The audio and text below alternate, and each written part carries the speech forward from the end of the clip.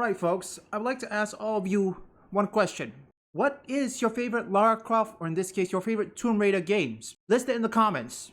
While we've all been talking about Tomb Raider, Legacy of Atlantis, and how amazing Lara Croft's model is in that game, Tomb Raider Catalyst is another beast entirely because this looks to be the modern audience Tomb Raider, as we're finding out that apparently she's older, she's going to be queer, and she's going to have a cringe squad of companions. When it comes to this, how come many people in the woke side, yes, I'm using this because don't forget, how come many people that calls these people grifters were mostly Americans? How come you didn't see people like this, like Sweet Baby Inc. go after, I don't know, Malaysian creators that played Hogwarts Legacy or anything? Hey, I play Hogwarts Legacy, yet how come you didn't see me get attacked? How come many people who boycott Hogwarts Legacy didn't even harass Malaysian streamers who also play Hogwarts Legacy? Why? Are you afraid?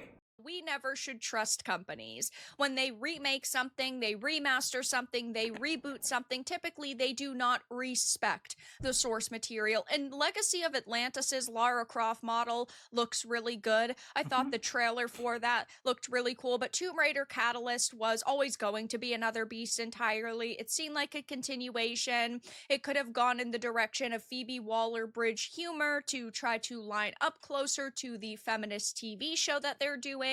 And unfortunately, we have a lot of very questionable details. I think one thing gamers don't want, look, as a gamer myself, okay, I really don't care if there's queer or anything, okay? Doesn't matter who you are, okay? One thing gamers don't want is that the progressive ideology, such as either gay, queer, or lesbian, be shoved down every single gamer's throat, okay? Gamers just want fun and playable game, okay? It's the name, okay? Video game. We don't want social or political nonsense, okay? We just want fun, playable game. That's it. And also this is about Amazon, okay? And frankly, Amazon has two problems. For example, Rings of Power and Tomb Raider right here. And second of all, Twitch. No, yes, Twitch. I'm still shocked that Twitch is still surviving today. And 2026 isn't far behind. I'm not even certain if Twitch's going to last about this because she is seemingly queer and older, and she might even have a team of cringeworthy companions. So this was actually an article that it stems from a video back in 2022 that gave information. Now, we do not have any official confirmation that this was still their plan, but given they did have plans for that TTRPG where they had Lara Croft apologize for colonialism, and she apologized for her past tomb raiding work, and she had a sort of merry band of misfits in that. It wouldn't be shocking to hear that all of this is still true and that, yes, this is what Tomb Raider Catalyst is all about. Tell me something, folks. How come many game developers in Asia, yes, in Asia, mostly Malaysia, China, or in this case, China and South Korea, how come they didn't say anything about colonialism? How come you didn't see any of them spout anything about colonialism? Unless, of course, if they put it in a context that is fictional, which is a different thing, and Colin Moriarty, of course it is. How come many Western, not all of it, okay, some of it, are using colonialism in games such as Tomb Raider? So this was, again, from 2022. It had said back in April, Crystal Dynamics announced it was making another Tomb Raider, and we didn't get significantly more details other than the game is using Unreal Engine 5. Not that we had to wait long for more, as Last Stand Media's founder and former IGN journalist Colin Moriarty shared that he claimed was leaked documents from the game in his Sacred Symbols episode. So this is coming from Colin Moriarty. Take it, of course, with a hefty grain of salt, but it did seem there was some truth to this because him and his crew had published a video where they revealed that Crystal Dynamics and Square Enix had sent a DMCA request to Patreon asking the company to remove the Tomb Raider part of the Sacred Symbols episode, which typically means that it's real. Companies aren't going to go out of their way and strike down information that is not true. Don't forget The Last of Us, folks. Remember the leaks? Neil Druckmann? How many people got DMCA, Ryan Kinno, Geeks and Gamers? If companies are now DMCA people because of The Last of Us 2 leaks, means that whatever they leak is true. Honestly, I'm surprised that everybody, when reporting about the intergalactic leaks, Naughty Dog didn't DMCA anyone. Because if I had to guess, Ghost of Yotei and Intergalactic is Sony PlayStation last chance, okay? If both of those games fail, Sony PlayStation will have to go back to Japan, where creativity is about, okay? Not ideology or ideology. But in those leaks, we got the information that apparently it was planned to include a well known Lara Croft at the top of her game in her mid 30s, trying to save the world from a mysterious cataclysm together with a group of younger adventurers. Now, we have gotten a lot of games over the past few years that have these cringe squads in them. Most recently, we got Metroid Prime 4, which I don't think had a ton of god awful characters, but there were a few like Miles that were very annoying. We've gotten games like Flintlock, The Siege of Dawn, Suicide Squad, Kill the Justice League, that's right. even titles like Concord, where you have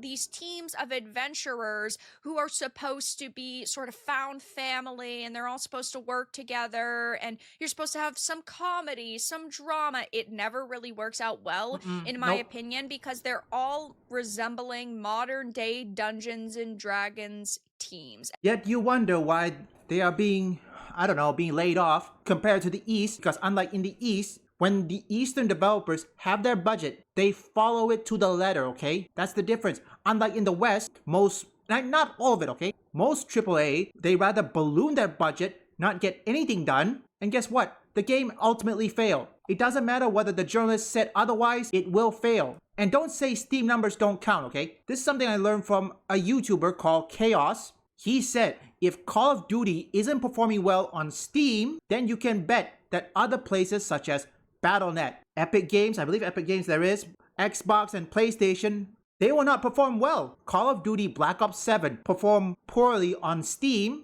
You can bet other platform isn't doing well, okay? It doesn't matter. Don't use Game Pass or Steam numbers don't count, okay? That is a cope. You have the Dungeons and Dragons humor with some of these characters, and it's just gotten very old very quickly. But it also says the document said that the woman playing Miss Croft has to be prepared for romantic sequences with other females, which means that yes, they were going to at the very least make her bisexual, if not a straight up lesbian. And this does align with a lot of the information we have been getting just about Tomb Raider in general. We don't know what's going to happen with Phoebe Waller-Bridges' series. We know that she is definitely a modern day raging feminist, but given the relationship Lara Croft has seemingly had with some of her female companions in the past, like in the reboot games, or even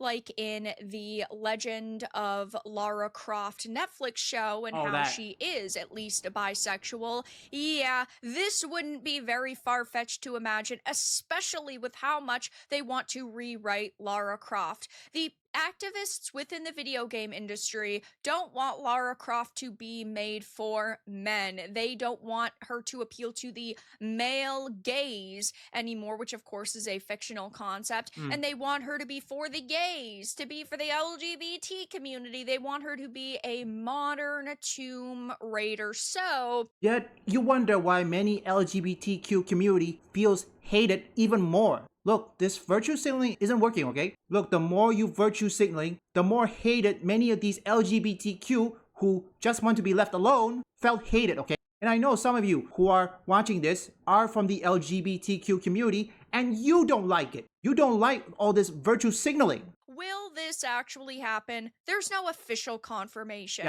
But given the direction Crystal Dynamics has gone in over the years, given the direction Square Enix has gone over the years, it wouldn't be shocking. I don't think that Legacy of Atlantis is really going to change too much, because I think that that is at least what they are banking on. And I think they view it as a win and a potential loss. They view it as Legacy of Atlantis is going to make money. It is going to make people happy, and that's basically guaranteed. But they're willing to take a risk with the next game. And now we need to know if that will actually turn out to be a success for them. That is still many years away. Correct, that is, but one thing for certain, okay? If the people who made Catalyst, okay, Tomb Raider Catalyst, understand one thing. If they alienate the audience by saying, oh, you don't matter, or in this case, what? Don't ask questions, just consume product and then get excited for next product, or even better, if you don't like it, don't buy it. Yeah, in the case of Battlefield 5. So again, these companies alienate their audience. It doesn't matter how many people support their game, how many modern audience there is. Ultimately, it is a myth, okay? Modern audience doesn't exist. It's just the audience. When you alienate the audience, take a look what happened with The Witcher Season 4. Henry Cavill left. And guess what? Not just Henry Cavill left, every of his fan and all the people who play the Witcher games also left. When you put all of the information together regarding the state of Tomb Raider, yeah, there are definitely a lot of red flags, and it's extremely worrying because I don't want Lara Croft to be ruined. I don't want Lara Croft to be messed up. I just want her to be loved and respected, and I want her to be cool. But at the same time, I just don't trust anybody within the video game industry. Atlantis at least looks promising. That is true. Her model looks really cool. The trailer was set up really well. It really highlighted a lot of the very cool scenes within the original game. But at the same time, when it comes to continuations and sequels and shows, you just never know what direction a company is going to go in. Hopefully not making a straight female character is more unique nowadays than making her a lesbian. You know, if I recall correctly, Reddit is on a lawsuit, I think, by Ethan Klein. I don't know for certain, folks. I know that most of my viewers here who always wanted to play Lara Croft, okay? Let me remind you this, okay? Gamers, we don't care whether the character is gay, bisexual, male, female, or even better yet, trans or anything. What we care about is good, playable game, and most importantly, is the story good? That's the real question, okay? Attractive female character or unattractive, those things will not save your game if the game is broken on launch, aka runs like ass. Noticed is it's always one-way traffic. It's always straight characters made gay or white characters swapped into another character or male characters made female, but never the other way around. Yeah, and if you also did not actually see The Legend of Lara Croft, they made major changes to a franchise mainstay Zip and depicted him as a stereotypically gay man. So yeah, they definitely were not particularly afraid to fuck with the characters that were already established, and if they're going to make up new characters for a continuation and it's 2025, never mind when it comes out in like 2027 or maybe even 2028, yeah, I bet that they're going to be insufferable. Team of Tomb Raider. Yeah. Is that new meta now or something? Adding a team of Redditors to games? Tomb Raider, Mackenzie, OMG, Lara, if hypothetically the trap works now, it will be so awkward. Mackenzie 2, did you solve this puzzle with your freaking mind? Mackenzie 3, the giant stone ball is right behind me, isn't it?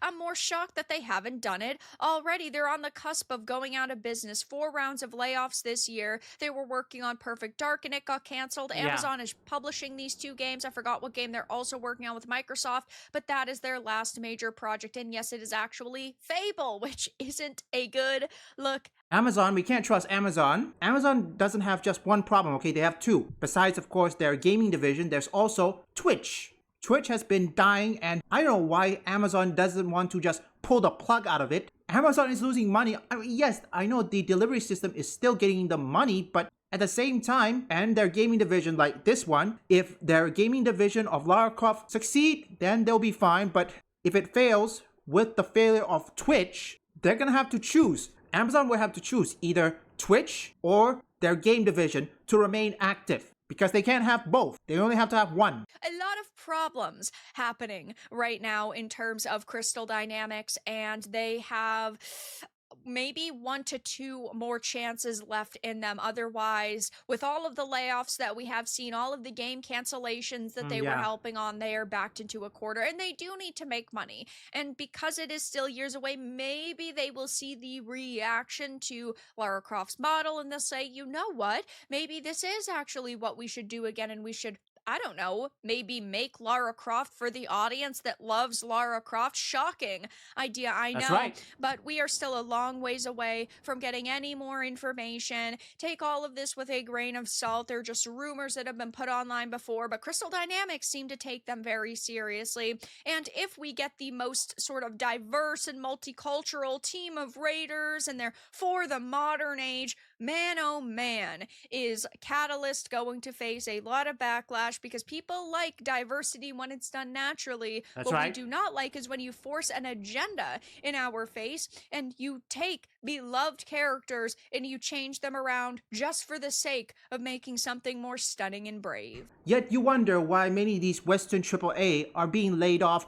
left, right, and center. They scream at the top of their lungs of the state of the industry. Hell, they even protest outside the Game Awards. What do we get from that? Number one is that, again, like I remind you, Amazon has another problem, okay? Twitch. And don't forget, Twitch is still, as long as the whole TOS, the broken TOS is still ongoing. I don't know, folks. I don't know how Amazon continues to let Twitch run free. Sooner or later, Amazon will have to make a choice. Their entertainment division, TV shows, video games such as Lara Croft and Rings of Power, or Twitch. Which one they have to choose? One of them failed, only one will survive. Here's the thing when it comes to remakes and remaster, okay? I always talk about this, and the one thing, and this is something, a problem with any modern day writers, okay? They always, well, not all of them, okay? And some of them always disrespect the source material. Look what happened with Rings of Power. What else can I name examples? Now, I don't know about Uncharted, uncertain. Oh yeah, The Last of Us Season 2. Yes, The Last of Us show. And most importantly, the reason why they disrespected the source material. And another thing is that many of these Hollywood producers, they forbid any of their cast and crew to either read the book or play the game such as Yakuza. It really happened, okay? Even though it's a long way, hopefully they'll change, but then again, I highly doubt from Amazon because many of these Hollywood elites, they really don't know how to make a game successful. I mean, yes, they can adapt into live action movies, but making a full game, it's been proven time and time again. Many people in Hollywood, they don't know how to make a game successful. Yet you wonder why many people, or in this case, how come the Eastern developers such as NetEase managed to make a good and better Marvel characters? NetEase managed to make a good Marvel characters. NetEase is from China, okay? Yes, they may have Western divisions, but at the core, at the center of it, is from China, okay? How come they managed to make a good Marvel character such as Black Widow, Venom, The Punisher, Captain America, Spider-Man? If China can make a good Marvel characters, what's to stop them from making a good DC character such as Batman? Like I said before, I will play any character, whether it's male or female, queer or whatever it is you want to call it. But understand one thing, the real gamers want one thing important, okay? Good, fun game, and most importantly, good, compelling story, okay? That is not forced. Let diversity characters happen naturally. And lastly, regardless if your character is attractive or not, it will not save your game if the game runs ass, okay? AKA broken on launch. So, about that noise we heard on the Airborne Squad channel? Yes? I analysed the pattern, and the noise translates to kill me. Well, we'll find out more once we get to the source of the contamination.